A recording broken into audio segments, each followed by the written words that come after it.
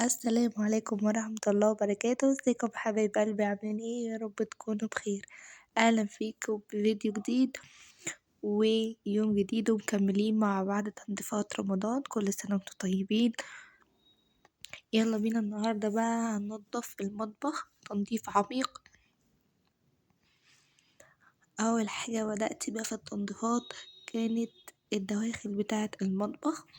هبدأ كده اول حاجة بضرفة المعالق. شلت كده منظم المعالق وين هبدأ أغسله كده. وأول حاجة لازم تبدأي بيها في تنظيفات المطبخ هي الدواخل بتاعة المطبخ. تمام، فتاخدي حاجة حاجة وضرفة ضرفة، وبعد كده تبدأي ان انتي تشوفي كل حاجة فيها عايزة تتغسل تغسليها. هنا كنت غسلت ده كده وخلصت، وبعد كده هفرش الدرج بتاعها بالمفرش ده جديد. تمام، وهتبدأي ان انت ترصي كده، يعني تطلعي الحاجة تظبطيها.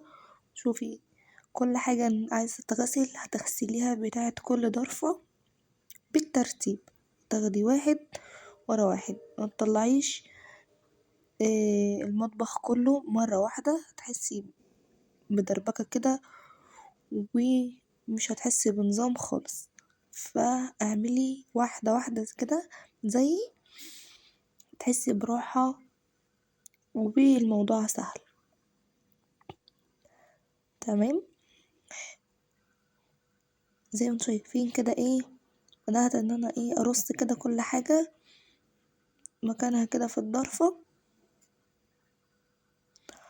المعالق بقى والشوك وكل حاجة كانت في الضرفة دي كده. وطبعا انا شطفتهم، من كل حاجة انا شطفتها قبل ما احطها في الدرج وسبتها تتصفى طبعا شوية. تمام، خلصت كده انا الضرفة دي كده، الدرج كده خلاص بقى زي الفل. تعالوا كده هندخل بقى نفس الكلام برضو عملته في الحلل.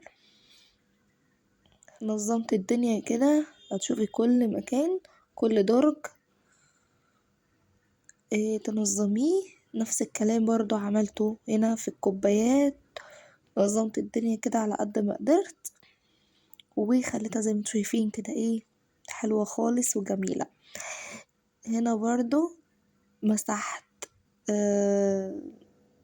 الخلاط ونضفته.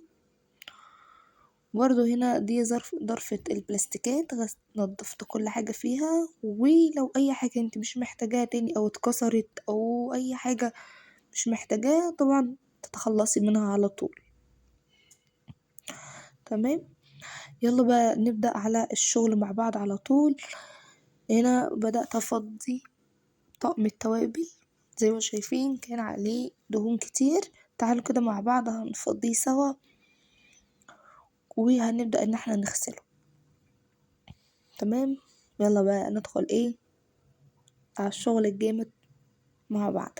حطيت هنا مية سخنة، هنقعهم كده في مية سخنة بس من غير اي حاجة شوية كده. تمام، لحد ما الدهون تفك كده معايا. هبدأ اغسلهم بسلكة كده خشنة شوية وبالصابون، يعني العادي خالص من غير اي مكونات ولا اي حاجة. تمام، كله كده بشوية بريل وبتنضف والدنيا بتبقى زي الفل. بأبسط الإمكانيات تقدري تنضفي بيتك وتخليه فل شمعة منورة. تمام، هبدأ كده اخد واحدة واحدة وهغسلها كده زي ما انتوا كده شايفين.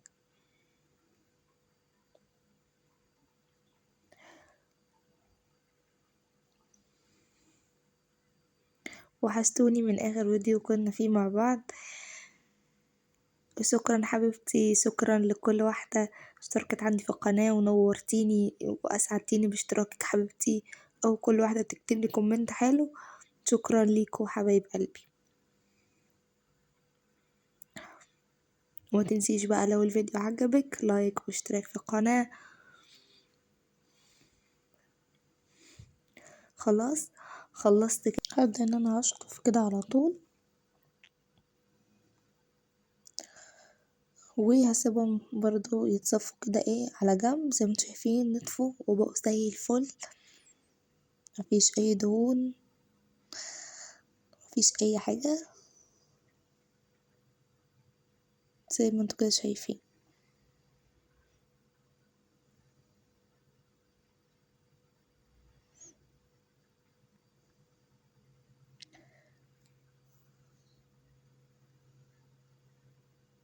خلاص كده برضو كده الغطيان كده برضو نضفتها وخليتهم زي العسل. تمام، خلاص كده اهو خلصتهم وحطيتهم في مكانهم، وعبيت هنا كل حاجة في مكانها. وبرضو الطقم التوابل التاني برضو غسلته ونضفته وخليته زي الفل. وبرضو هنا حطيت الملح والسكر والشاي وكل حاجة حطيتها في مكانها. تعالوا يلا بقى بينا دلوقتي هنغسل البوتاجاز. هجيب عندي هنا مية سخنة، تمام، وهنا خل وكربوناتو، وعلى طول هحط فيهم العيون بتاعة البوتاجاز كده، وهسيبهم حوالي ربع ساعة كده لحد ما كل الدهون، زي ما انتوا شايفين عليهم كمية دهون مش طبيعية. هسيبهم كده شوية مع نفسهم. وتعالوا بقى نغسل البوتاجاز. زي ما انتوا شايفين البوتاجاز متدمر حرفيا،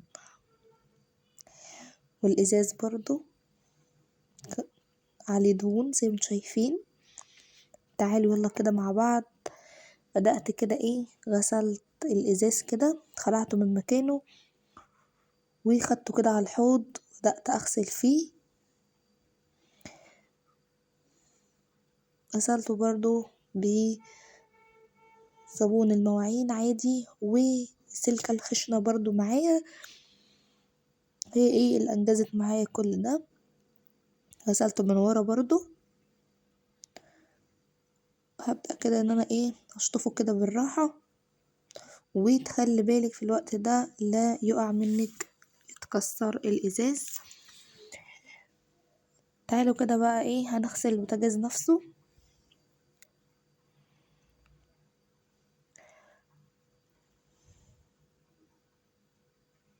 زي ما انتوا شايفين انا مستعملتش اي حاجة ولا اي مواد كيماوية خالص.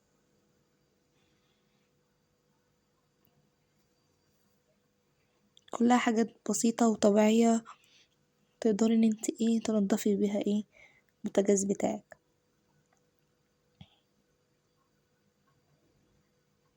تمام، زي ما انتوا شايفين كده العين اللي في النص دي كانت متدمرة، بس هننضفها برضه ونخليها زي الفل دلوقتي.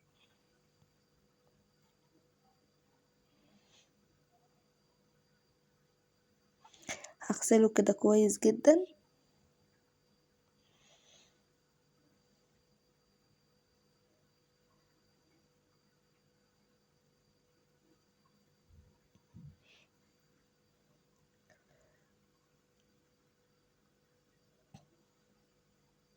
دعكتها جامد شوية، خدت مني شوية وقت. زي ما انتوا شايفين بصوا الدهون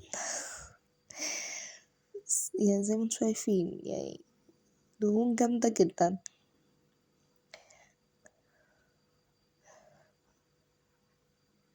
خلاص كده هكمل انا بقى الباقي كده بتاع البوتاجاز كله. هغسله كويس جدا جدا.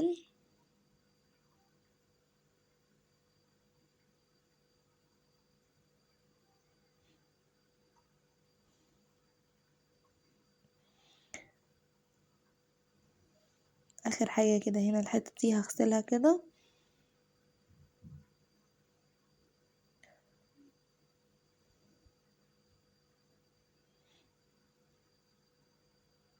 خلاص كده انا غسلته وقعد كده شوية وقت معايا، بس الحمد لله نضفته وخليته زي الفل زي ما انتوا شايفين. زي ما انتوا شايفين كده ايه نضف معايا وبقى زي العسل اهو. هبدأ ان انا ايه هشيل بقى من عليه كل الصابون وتمسحي كويس جدا. واهم حاجة لما تكوني تنضفي البوتاجاز ان انتي تقفلي الغاز خالص.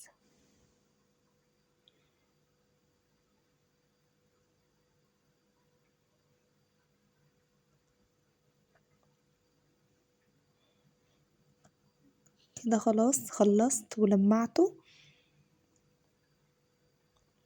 تعالوا بقى ايه نغسل العيون بتاعة البوتاجاز.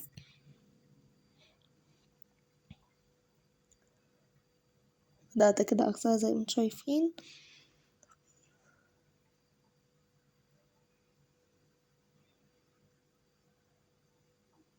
وبتطلع معايا ايه بكل سهولة. خلاص كده غسلتهم كلهم بنفس الطريقة زي ما انتم شايفين. نورت كده وبقت فلة تمام. هشطفهم كده برضو وهسيبهم ان هم يصفوا.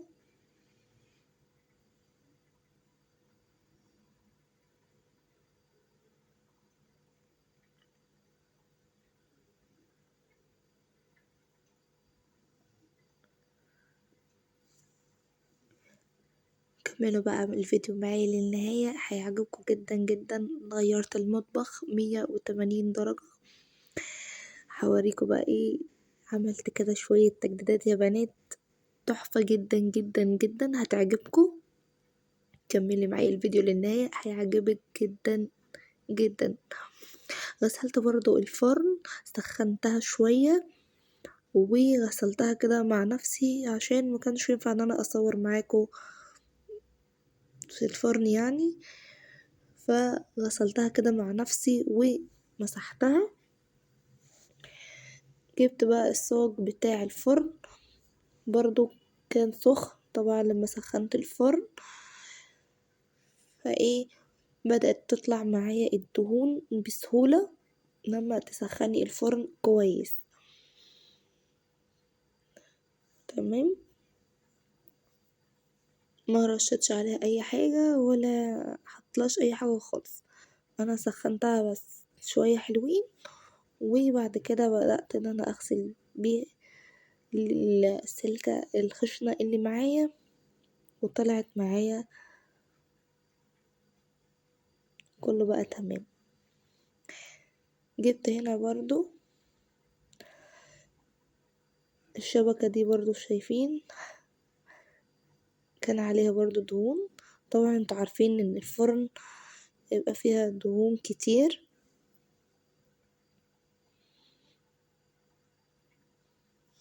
فبرضو غسلتها بنفس الطريقة.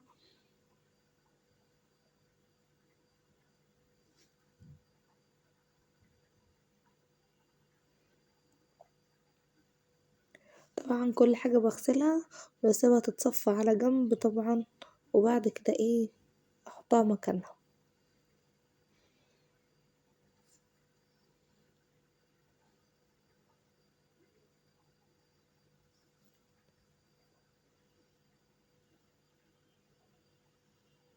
تغسل فيها كده كويس.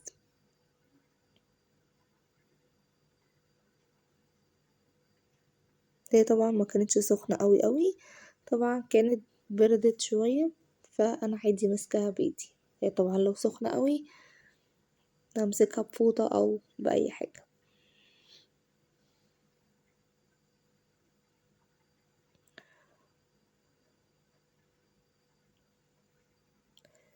خلاص كده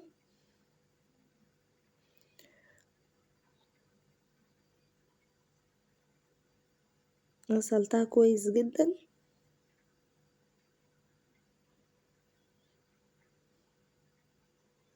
وغسلتها برضو من الناحية التانية. هبدأ كده ان انا اشطفها.